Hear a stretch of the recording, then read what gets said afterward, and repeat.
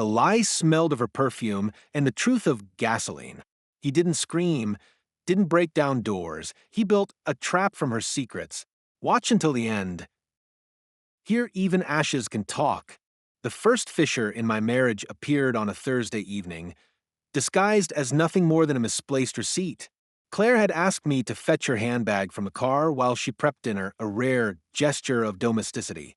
The bag smelled of her jasmine perfume, cloying and familiar, but tucked between her wallet and a tube of lipstick was a crumpled slip of paper from a restaurant I'd never heard of. La Luna Rosa, Italian, judging by the menu items scribbled in the margins. 2 glasses of Barolo, truffle risotto, tiramisu. The date stamped at the top was 2 days prior, a night she'd claimed to be working late. I stared at the receipt, the numbers blurring into a smudge of ink, and told myself it meant nothing.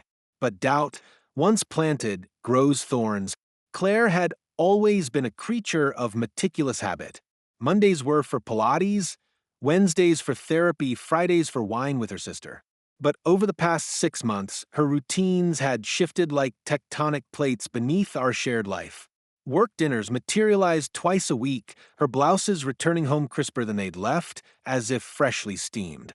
She'd begun wearing a silver necklace I didn't recognize, its delicate chain glinting beneath her collarbone like a secret. When I asked about it, she laughed, a sound too sharp, too quick, and said it was a gift from her mother. Her mother, who died 3 years ago. I said nothing. Instead, I observed, not like a husband, but like a scientist documenting the decay of a once stable ecosystem. I noted the way she angled her phone's screen away when texting, thumbs flying. The new passwords on her laptop, the sudden interest in she'd once called garish. One night, as she slept, I slid her phone from the nightstand and pressed her thumb to the scanner. The glow of the screen bathed the room in a sickly blue light. Her messages with Jared H. were a masterclass in gaslighting. Can't stop thinking about last night. You're addictive. Does he suspect? I took photos of the transcripts with my own phone, hand steady. Pulse a dull roar in my ears. Jared's profile picture, a grinning stranger in a tailored suit, one hand clasping a whiskey glass, burned itself into my memory. I memorized his LinkedIn. VP of operations at her firm, 34, married with a toddler in Montessori. A man who skated through life on charm and inherited equity. The next morning, I stood at the kitchen counter, grinding coffee beans as Claire breezed in, her robe cinched tight. She kissed my cheek, her lips cool and hurried, and mentioned a team-building retreat in Napa. 2 nights. Mandatory. Sounds fun, I said, pouring her mug. Her smile didn't reach her eyes. I waited until her taillights vanished down the driveway before logging into our shared cloud storage. Claire had always been careless with technology, syncing everything to an account I'd set up years ago. The folder labeled Interior Design Inspo contained 47 files. Most were paint swatches and fabric samples. The last was a video. I clicked play. The camera shook, then steadied. A hotel room, curtains drawn. Claire's laugh echoed, a sound I hadn't heard in years, warm and unguarded. She perched on the edge of a bed, Jared's hands at her waist, his mouth grazing her neck. The timestamp read October 12th, the night of our anniversary, when she'd claimed food poisoning had left her trembling in the bathroom. I watched it 3 times, the first in disbelief, the second in rage, the third in silence. That night, I drove to the storage unit where we kept old furniture, a relic from her minimalist phase. In the back, beneath a dust-coated mirror, I unearthed a box of her college journals. Claire had been a poet once, her words lush and unapologetic. I skimmed entries from our early years. Jason's hands are calloused but gentle. He doesn't know I fake sleep sometimes just to hear him breathe. The final journal, leather-bound and half-empty, held a different tone. Dated 6 months ago. I'm drowning in the mundane. Jason talks of retirement accounts and gutter repairs. Jared sees the woman I was meant to be. I closed the journal, the pages whispering like a requiem. Revenge, I realized, wouldn't be a blade. It would be a scalpel, precise, surgical, and so quiet she'd never hear it coming. Claire's betrayal became my compass.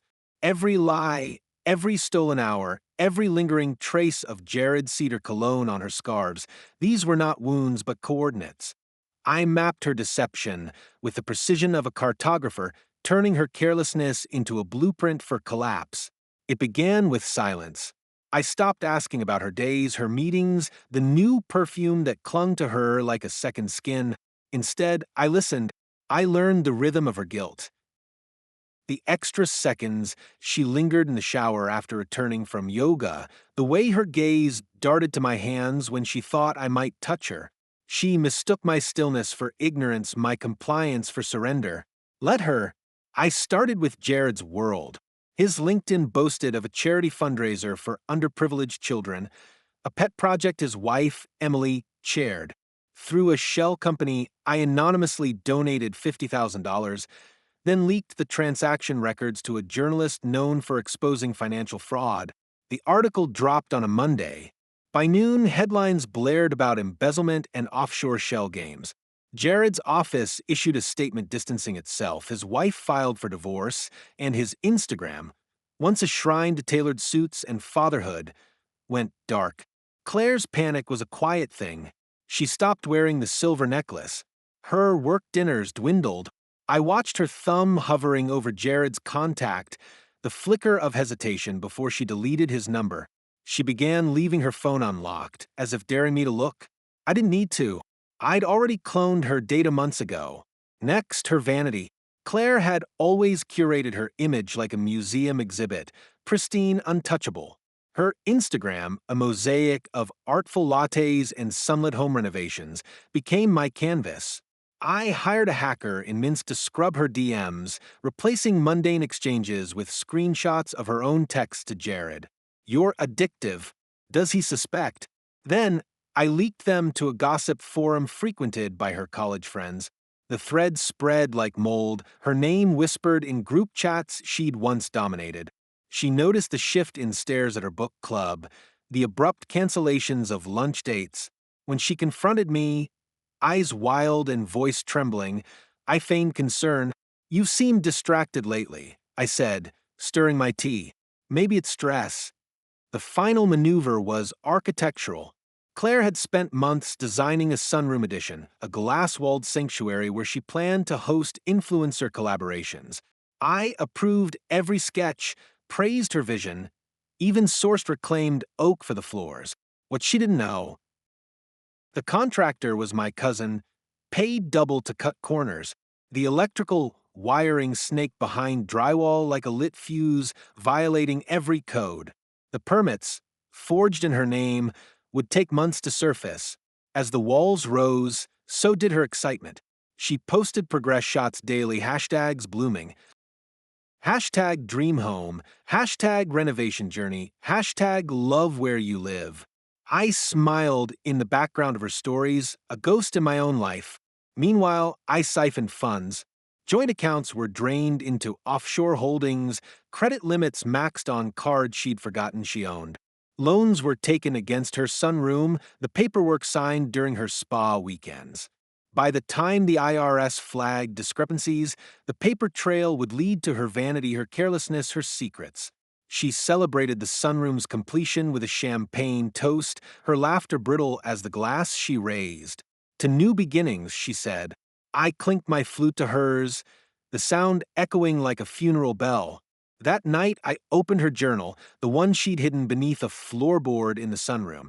Fresh entries detailed her fear, her paranoia, her dwindling faith in Jared. "Jason is so calm. It's like he knows." "He does, Claire. He does." The sunroom collapsed on a Tuesday. Not in the literal sense, no shattered glass or splintered beams, but in the way that matters to people like Claire. Publicly, irrevocably, and with an audience, the city inspector arrived unannounced, clipboard in hand, after an anonymous tip about unpermitted construction. Claire greeted him with a practiced charm she reserved for strangers, her smile faltering as he frowned at the wiring, the unanchored supports, the fire hazard snaking behind her Instagram-perfect walls. The red "Condemned" sticker slapped across the glass might as well have been a brand on her forehead. Her phone buzzed incessantly that afternoon, contractors, lawyers, creditors.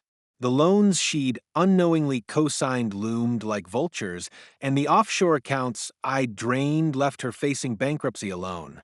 She paced the kitchen, manicured nails digging into her palms, while I pretended to work in my study.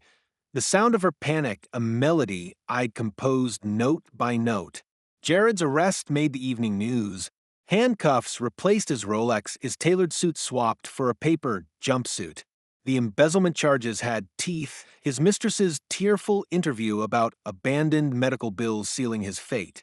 Claire watched the segment on her laptop, her face bloodless, the screen's glow etching lines into her skin that no serum could erase. She didn't notice me watching from the doorway, didn't see the flicker of satisfaction in my reflection. The next morning, a certified letter arrived. Her parents, devout Catholics who disowned her sister for a lesser scandal, had seen the leaked blog posts. The words, "You are no daughter of ours," were typed with cold finality. Claire tore the paper, then taped it back together, then tore it again. By dusk, she packed 3 suitcases, her movements jerky and unmoored. She didn't ask where I'd been the night she'd called from jail, begging me to post Jared's bail. The final strike was clinical, almost poetic. Months earlier, I'd swapped her birth control with sugar pills, timing it to her ovulation cycle. When the pregnancy test showed 2 pink lines, I hired an actress to play a nurse, slipping Claire falsified ultrasound photos and a diagnosis of high-risk complications. Her terror was palpable. She'd never wanted children, had called them anchors in her journal. The court awarded me full custody of a child that didn't exist, citing her instability, her financial ruin, her pattern of reckless choices. The divorce hearing lasted 9 minutes. Claire wore a thrifted blazer and didn't contest the terms. As she scrawled her name on the paperwork, I slid an envelope across the table. Inside, a photo of Jared mugshot, his once smug face gaunt under fluorescent lights, and a note. "You built your prison. I just handed you the keys." She left with nothing but the suitcases and a dwindling Uber balance. The sunroom was demolished the following week, the debris hauled away like the ghost of her ambition. Now, in the silence of the house we once shared, I pour a glass of Barolo, the same vintage from La Luna Rosa, and toast the emptiness. Her journals burn in the fireplace, the pages curling into ash, their secrets dissolving into smoke. The only relic I keep is the silver necklace, its chain coiled in my desk drawer like a dormant serpent. Sometimes, when the wind rattles the windows, I imagine I hear her voice, a faint echo of apologies she'll never speak. But the house is quiet, the air clean of jasmine and lies. I sit in the dark, tracing the edge of my wedding band before dropping it into the tumbler. It sinks slowly, the gold flickering in the whiskey's depths. A relic of a man I no longer recognize. Revenge, I've learned, isn't a destination. It's the silence after the storm, the calm that comes when every debt has been paid in full with interest. One story may be ending, but the excitement never stops. Don't wait. Jump right into the next one and keep the thrill alive.